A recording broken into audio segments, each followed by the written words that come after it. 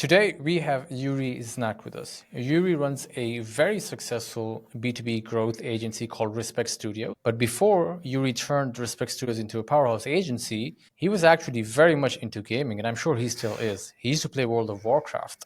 We're going to dive into that and how, by running a guild of World of Warcraft, he learned leadership abilities that translated into how he runs his team. As I said, we're going to dive into that. But for now, Iurii, it is a pleasure to have you here and welcome to the Founder Lore podcast. It's a pleasure to be here, Galip, and looking forward to our conversation. Awesome. Love that. So Iurii, gaming, right? I'm super interested into it. Maybe we have different kinds of games that we play, but I want to rewind a bit, okay? How old were you when you first got into gaming and why did you get into it in the first place? I don't think I can recall, but I started when I was really young. I got my first computer when it was like this large box with some horse logo on it. I don't even know what the brand it is. But my real gaming started when I got to play Warcraft, and there was Dota as a map inside the Warcraft, so it was different custom maps, etc. And back then I was living in a small street where there were like 5 boys of my age, so we made really nice team of 5 for Dota.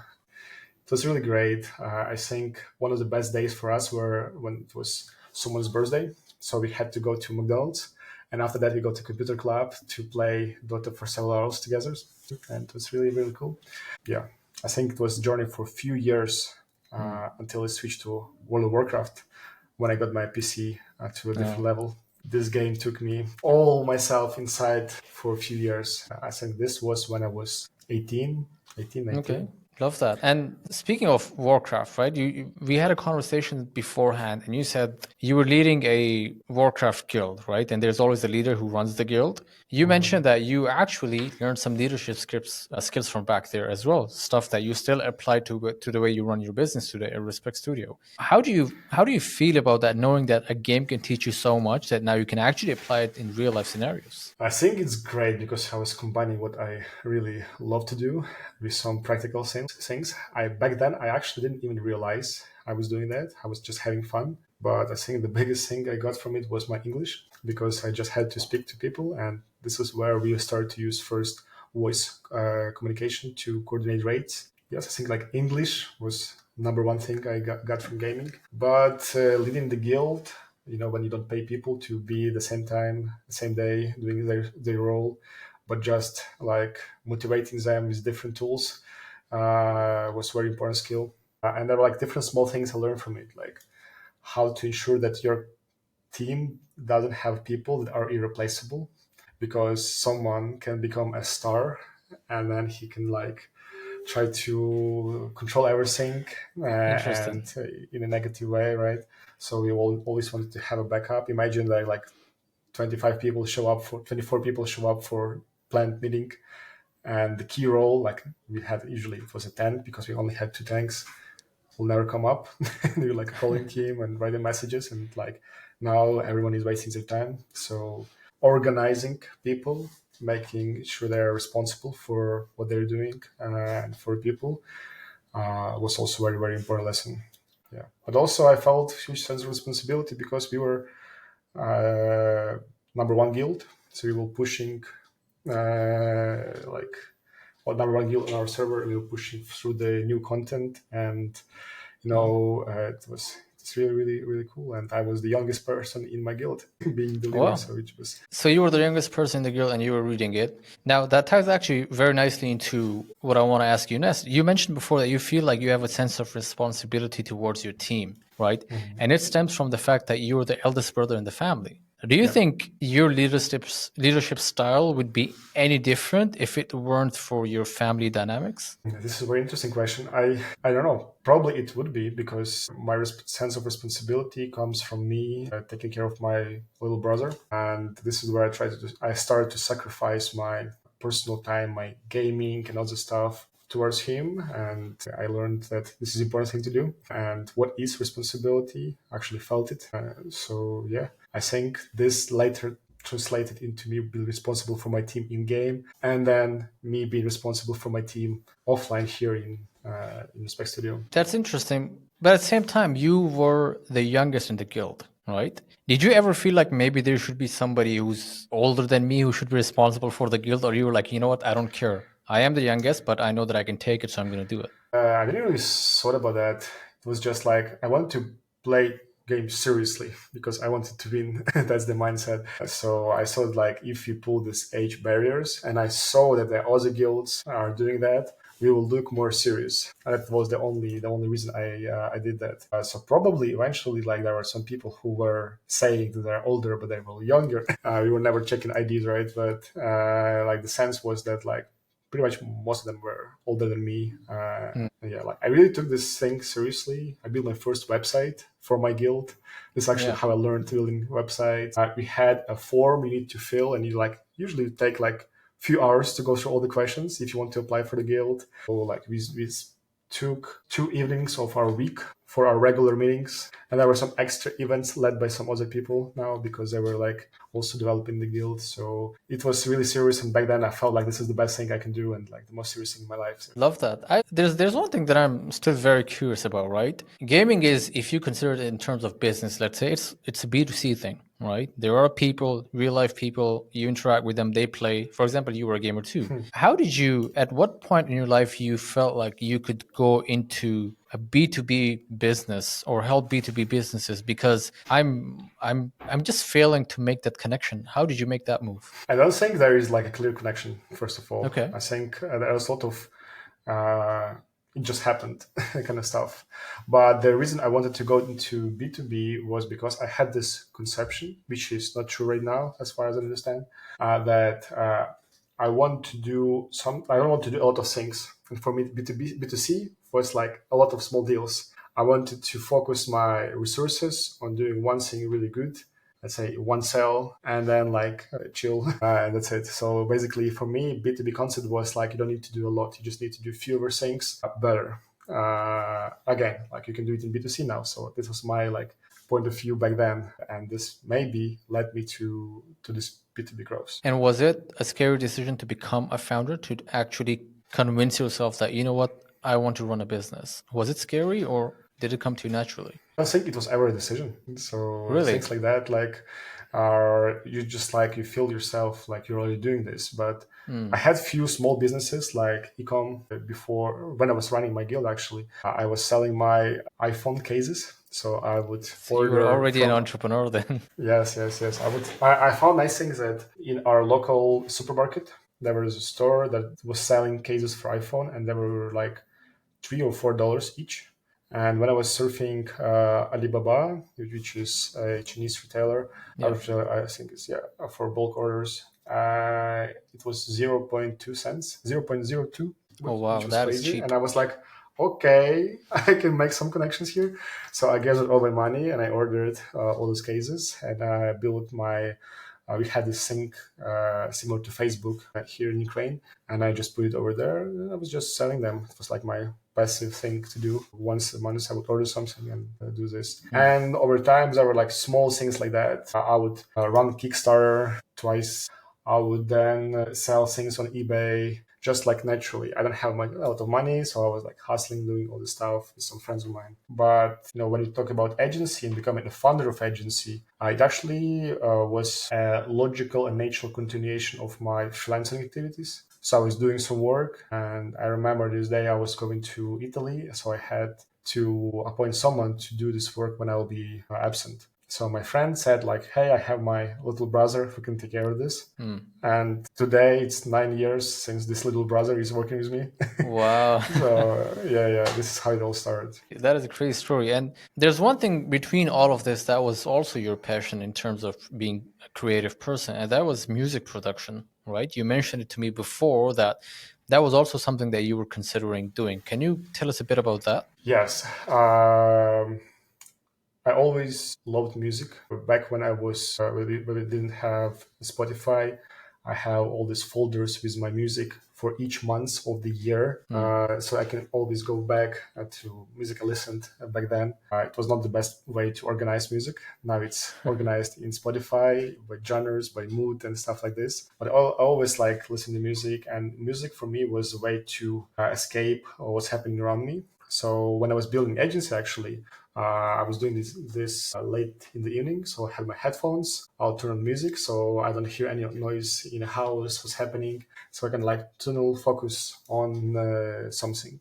So every time I go out, there are headphones with me, so turn on music. So I'm always like, this is like goes everywhere with me. And when I become older, I really enjoy going to parties, but actually to dance. So I like this Oh, vibration you have in your body and things like that. And yes, and then I was seeing all these people enjoying the music, and I wanted to become a person who is actually bringing this joy to them. And I was overthinking this a lot. I remember I was in this party in Kiev. There were like 4,000 people in this boiler room, and are like in the middle of the night, like there's no words, almost no words, just music playing, and then like each word in the music you can like really hear aloud, and it's like very sharp. So I think like all these people dancing can like remember. So what I was thinking was, what if I make my music the way that like I will deliver some deep messages to the crowd, so they're dancing, wow. they were like, wow. So that was my motivation. So I started to learn. I was really into breakbeat, breaks, drum and bass, this type of music, out of techno. And I had a mentor for a few months, Mm. and he told me that like I'm getting better and better. So there is a way for me to actually start producing it. He had his own label, means that like for me, if I do all things right, it was a question of time when my music would be there, and Mm. I can be there playing for a crowd. But at the same time, I think it was 2021, we had major change on LinkedIn as a platform. And back then, like, it was like a few years for my agency already. It was about the Uh, connection request, right? Like they reduced the yeah, number, something like that. Oh, yeah, they reduced it sevenfold within a night, yeah. overnight, but like no information upfront. So we wake up and we can, before that, we were able to send 3,000 requests per month. Now it's only 400. And for me, it was about pretty much reinventing the business, because the old model, one to many approach, just sending a lot of emails, it just doesn't work anymore. So I had this choice. Should I focus on restarting my agency, or should I just focus on my like new hobby? Let's call it like this. And I think we can go back here to my sense of responsibility. So we had like back then already almost 20 people. And if I just focus on music, I would have all this like feeling with me that even if I become successful with the music, I kind of betrayed those people because they Mm. believed in me. We started to do something together, and they're like, "Okay, guys, sorry, You didn't there's want to new." just leave them all of a sudden Yeah. because you felt like you had to be there for them. Yes, yes, yes. And I feel like this is important role of founder. It's not only about like Yeah. a lot of people look at this as a resource. You just gather a team, they do the job, that's it. For me, my team was more than that, and actually played against me and against my team in the future, because our priority was to build this community of nice people that are doing something together. And at some point, the nice thing started to be better like priority than best performer thing. I understand. So we had to work with the culture a lot to make it right after that. But yeah, I think this is one of the reasons why I Interesting. switched back to agency. Yeah. Well, that was a tough decision because you went against what you really wanted because music is a passion, right? And that sense of responsibility kicked in. But now it's been a few years now, right? Since you've been running a team, everything's going smooth, I would assume. But you've always wanted to design a life where you could focus on your creative life as well, not just the Mhm. business or not just your creative life. With the Respect Studio, do you feel like you're close? How does that feel? Yeah, so yeah, we need to step back to my 20s to explain Okay, how okay. close am I. So yeah, I think when I was in my early 20s, and I feel like a lot of people will understand me when I say this, you have this like myriads of opportunities. You can do pretty much everything if you really want. If you think like this is thing I want to do, like you can go and you can achieve success. Being young, I like felt this, but at the same time, it was very challenging for me to actually make a choice and understand what I want to commit to. And it was like months were passing, and I was doing nothing, just thinking about what I want to do. And I was afraid that I was stuck in this phase for years. So I started to think what I can do with this, and I understood that while I'm in a state of choosing and like exploring myself and my ambitions, I still need to do something, and I need to invest my time into skills that will be very flexible. So when I find this one thing that I want to do, I will not start from scratch, but I will start from, with some good skills, resources, etc. And I felt like sales and marketing is the thing that is so flexible that whenever you start something, like you always need someone taking care of sales and marketing. And even if you're going to get hired for some job, you still need to sell yourself, right? So like this Very is the true. skill that is very important for people.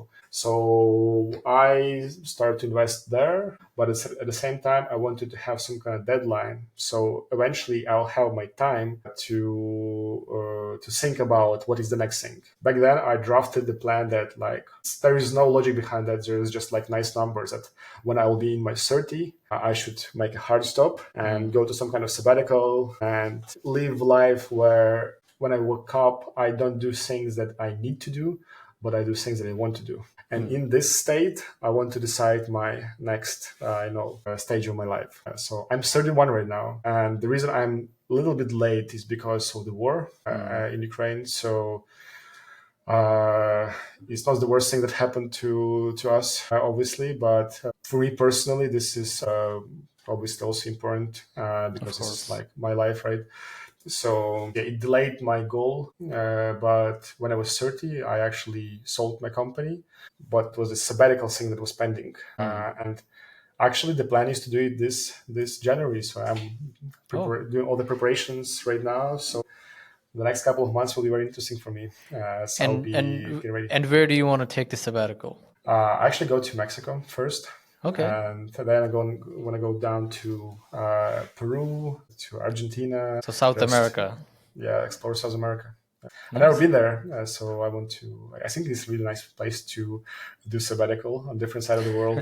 It's a different world, definitely. And do you ever plan on, while you're doing the sabbatical, maybe you plan on working remotely from there? I don't plan, but I take my laptop with me. So that's We pretty already much know the what it. answer now. Yeah. Yeah, I feel like it's will take me just a few weeks until I will realize like I just want to do something, and well, that's the whole idea of going to Love sabbatical. that. Yeah, amazing. Awesome. No, I really love that. Sure, let's talk about LinkedIn a bit, right? While you were building your agency on LinkedIn, you mentioned there was a specific algorithm change in 2021 that forced you to make some decisions. Was at that time still the plan that you're going to leverage your founder brand more through organic content now, as opposed to, let's say, outreach? This was exactly the moment when we started to think about Interesting. not one-to-many outreach, but about actually starting to, build relationships, as we call it. And on my website, you can see that second screen, you will see that we are building relationships. So we've seen that a lot of people, including us back then, were like just sending a lot of requests, a lot of messages, Yeah. and playing, one-to-many game or gunshot approach, type of stuff. Your audience is getting tired of this and doesn't really like to be approached Yeah. this way, especially when the message evidently shows that like it could be copy pasted to pretty much everyone with the same title, right? Yeah. Mass Uh, outreach. yeah. So this is where we start to build concept of what we call social selling. So this is a mix of outreach. It's always there because we still want to communicate. It's still a tool we can leverage, but we wanted to become valuable for our audience. So that's where content comes in, and we start to build a content team. And the last piece that we were lacking was data. So we want to work not with the cold audience, but with the audience that is already at some level either of awareness about our client's product or service, or they have some intent towards purchasing this service, or maybe having the challenge we are solving with our client, etc. So combine all of this, we started to build this social selling thing. For us, it was basically switch from quantity to quality. Our clients changed because now we wanted to work with clients who have a high LTV product or service, and they can Yeah. actually invest in larger leads and things like that. But yeah, it was a pivotal moment for us, and we are still going in this direction many years later. Yeah. Interesting. And when you started to produce organic content, you had a plan, but when you started to execute it, were there any problems that you faced in terms of content? Yes, actually, building content team is very difficult, and even nowadays, people think like, okay, we have AI, it can replace a lot of writers, right?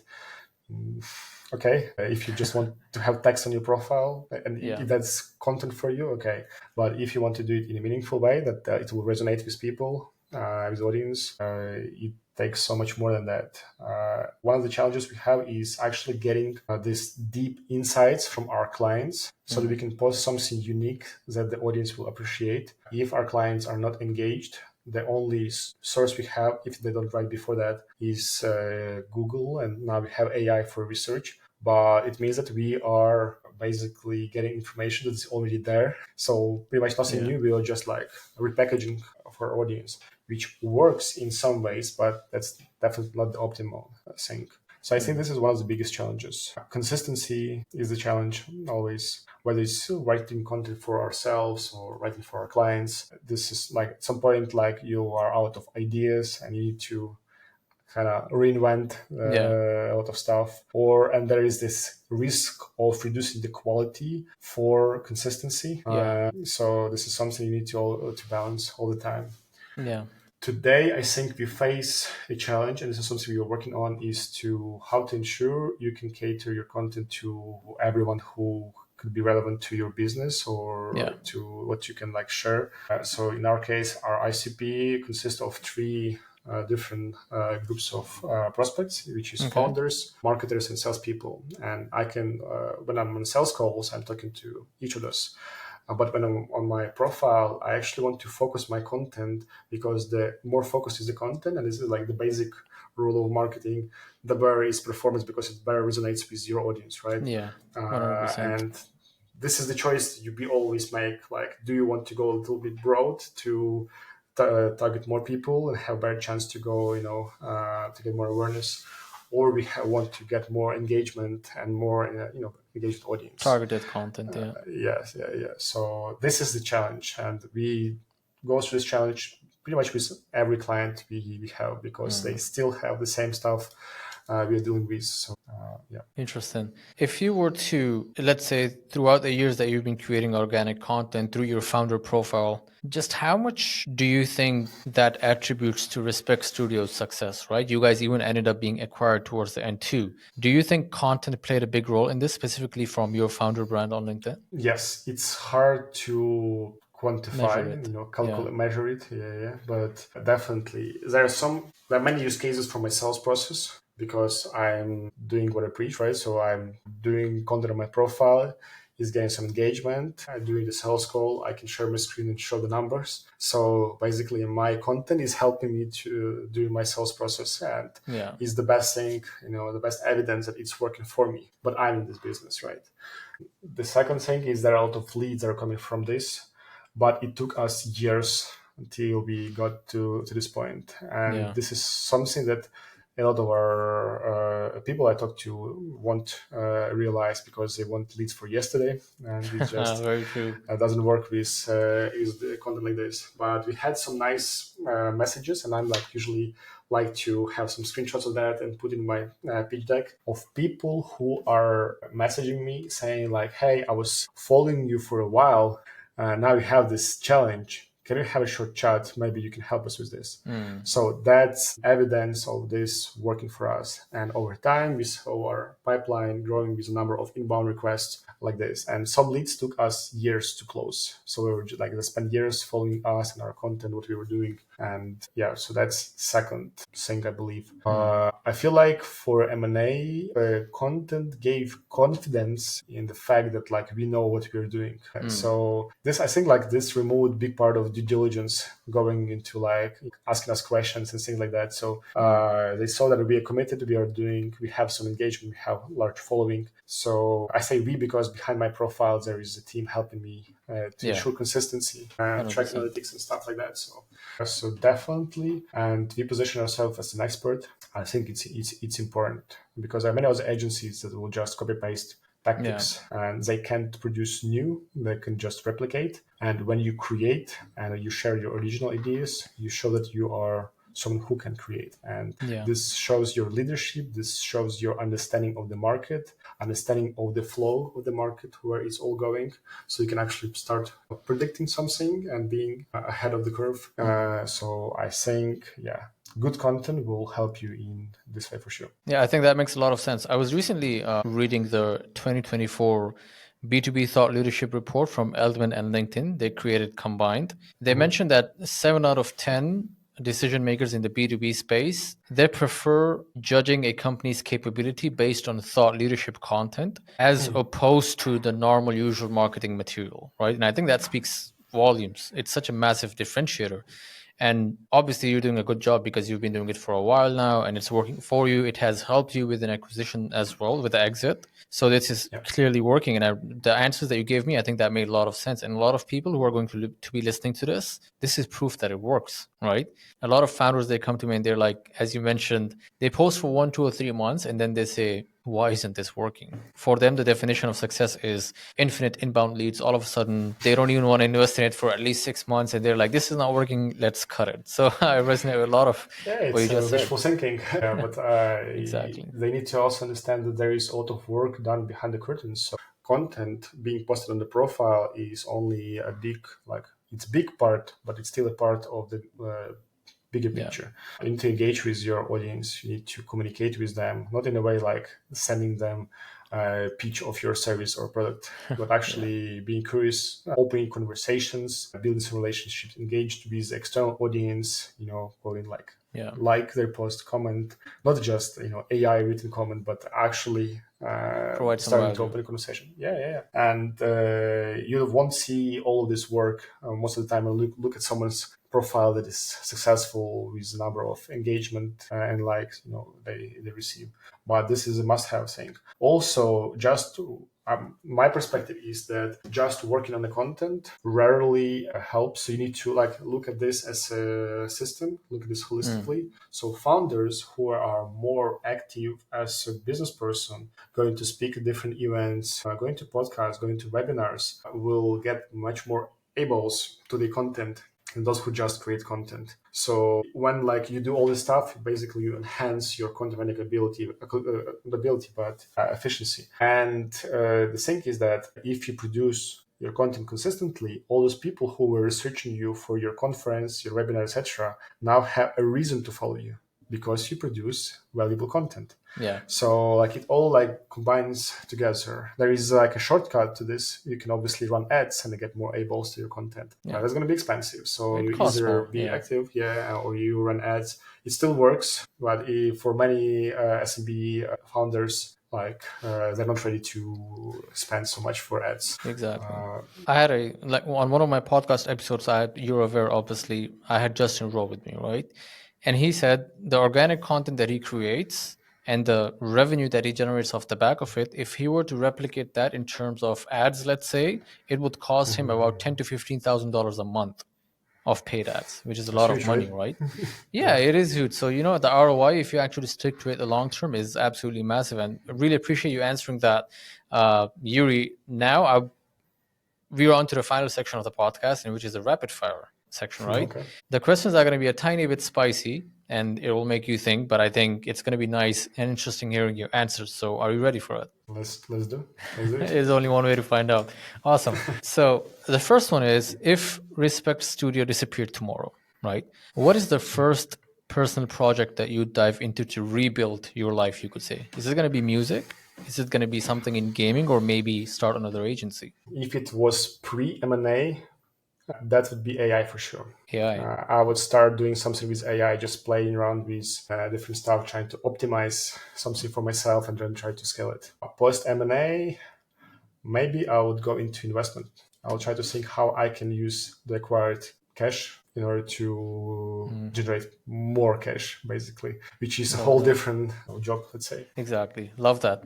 The second question is, if you are 21 again, right? You rolled back time. Knowing everything that you know now, what is the first thing that you would do differently, both personally and professionally? I would not start agency business. Really? Interesting. I love my agency, I love my people, but it's too much responsibility. It's not only working with business, it's working with a lot of people. So you have your kindergarten and you have your clients and the market. So there are just so many things. It definitely helps you to become a very professional. But as a businessman, I build business to generate revenue, to capitalize and have a better future. And I will look forward to more, I can say, easier things. Basically, I would like to go to product. I think I will go to startups. I would just create something, create. In lead gen agency, lifetime of client is 3 to 6 months on average in the market. Or like instead of like building, it's like replacing type of thing. Yeah.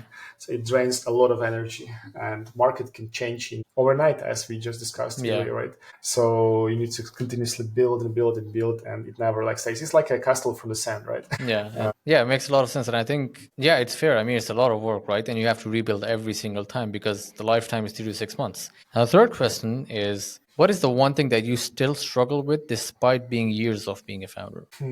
I think it's balancing between sales and operations. So the moment I'm focusing on sales, we create all the sales materials, we get more leads, the pipeline is growing, and then like market is changing. So as a solo founder without partner, Yeah. I need to like give sales to someone else and go and understand how we can adjust to market. And when we are doing this, the sales pipeline is drying, and like it's always this kind of shift back and forth. This is the same problem we try to solve for our clients. So we want them to focus on operations while we take like help them with sales. But it's a very challenging project and it takes a lot of time. Yeah, And, definitely. yeah, Sounds challenging too. The fourth one is, what is the biggest sacrifice you've had to make as a founder personally so far? that's very simple. It's my time. Okay. I had this example. Wednesday evening, my friends are going for a beer. Okay. And I still have 2 calls and a presentation I Wow. need to prepare for tomorrow. And Oh, like, there's wow. always this choice you need to make every single day or week with your Wow. schedule. And you will send a lot of no's to your friends, to your family, if you really want to achieve something. Yeah. Yeah, I mean, it sounds like a tough life. So the fifth one is, how would your team describe you in 3 words? Okay, I would say high energy is only 2 words, but fast. I Okay. speak fast. I do things fast. I think that's. I don't know. Yeah, maybe those Yeah, are two main that's fair. That's things. fair. Yeah, yeah. So you would say you have like a build fast, ship fast mentality. Yes, yes. And like I think I'm driver.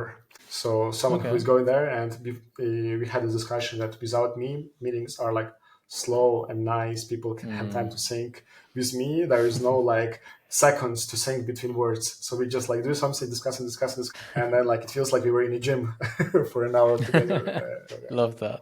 The sixth one is, what do you think is the worst quality about you as a founder? Worst. The worst quality you feel like? Okay, I think this is my sense of responsibility, actually. If you Okay. look as a founder of business, business is for profit. So we are here to generate revenue. And a lot of decisions I was making were slowing us down because I put people first rather than business first. So there were times when I had people who were with me loyal for years, and it was just like period of their time, like where they were not be able to be productive. And I was like, okay, but like I had a sense of loyalty, stay, take Yeah. your time, something like this. If you go from most efficiency, you need to say like, hey, take your time off, you'll find someone new, and things like that. I feel like Yeah. this is what slowed us down, but at the same time, we won so strong community that a lot of people will in my team will spend time with our teammates on Fridays evening. And I think this is very important thing because, they have friends here because how strong is the community. And at the same time, it's a big win for me as well. Yeah, that makes a lot of sense. And by the way, just a follow-up question, do you feel like that ability to care for your team, let's say, as a leader, as a responsible person, it was a bit too much in the beginning, but do you feel like now you've kind of gotten it under control so that you can balance both business and the responsibility? We're almost there. Almost there. So Love that. we're not yet there, yes, but I feel like in a year we should be fine. It's slow process because Yeah. like you don't like make those things sharp if you still care for those people, right? So Yeah, you of give them time course. to adapt to the change. So that's what we're doing. Love that. Awesome. The last one is, what advice would you give your 21-year-old self if you could go back in time? I think it's about thinking about what other people would think about me and just go and do stuff, test, experiment. I'm from a city that is, when I was young, it was less than a million people. So you have the sense of like everyone knows each other. So when you experiment, you think that people will judge you if you do something wrong, and it's limit your like area of experimentation. I believe when Yeah, you are young, when you're 100%. from 20 to 30, the best thing you can do, you can find someone who is very knowledgeable, who is smart, who can teach you things, and you can like stick to it. as this person and learn a lot, but at the same time you need to do a lot of different stuff so you actually understand what you want to do. Because if you start doing this when you are like 40 plus, I know you also get this along in a package with a feeling like I'm too old to start something new, and Yeah. it's going to be much more challenging. So yeah. Yeah, awesome. I think that makes a lot of sense because, as you mentioned, the ages from 20 to 30, you could be like a sponge, right? If you have a mentor, you could really absorb everything and you could really massively learn. So I Yeah. absolutely love that answer, by the way. Thank you so much, Yuri. That was the end of the rapid fire round. I've had a great time having this conversation, and I think a lot of people who are listening to this, they can relate to you as a founder. At the same time, they also know how you ran your business and how you are utilizing LinkedIn as a founder as well to run your business, make it better for your clients as well. So yeah, really appreciate you for all the answers and thank you for being here. Thank you, Gali. It was a pleasure. Have a Awesome. good one. Love that. Bye bye.